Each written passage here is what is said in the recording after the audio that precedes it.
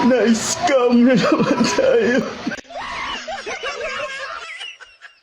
Habang binubuksan ang package, subalit laking gulat niya, imbis na cellphone, bato ang laman ng kahon. Agad naman nilang pinost sa Facebook ang video. Tanga-tanga talaga nila, no?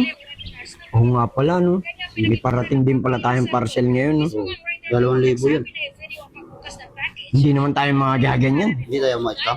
Hindi. Mas magaling tayo sa ganyan. Oo, scam. Antayin na lang. Antayin na lang natin yung rider. On the way na raw. Tumatawag pa lang. Hello, boss. Hello. Magdi-deliver pa ako nung lamisa, parcel. Eto na pala yung deliver natin eh. Sino ba si Wangwang? Eto, si Wangwang.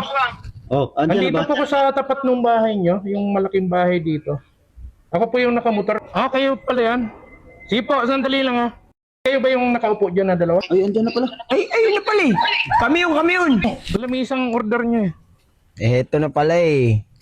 Dali lang po, bubuhatin ko lang. Yari na naman sa akin tong dalawa. 2,000 to. Okay, ano na lang po dito sa loob. Diyan. Kaya mo? Kaya? Ang bigat, di ako na lang. Ang bigat ng parcel na to. Ano ba to, boss? Lamisa naman yun eh. Ano misa talaga? Oo. Mukhang mamahalin. No? Dito na lang ilapag. Mukhang mamahalin. Oh, mamahalin yan. Magkano ba yan? Magkano yan? Tingnan ko lang po yung order.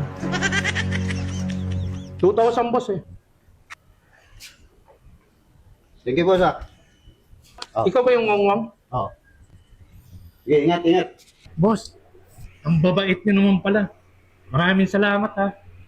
Di nila alam na wala laman yung karton. Kailangan ko magmadali ba maabutan ako. Salamat!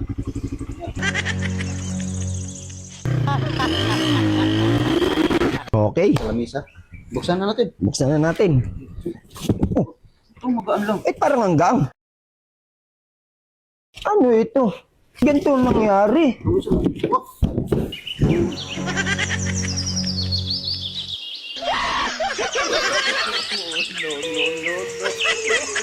Na-scam na naman tayo.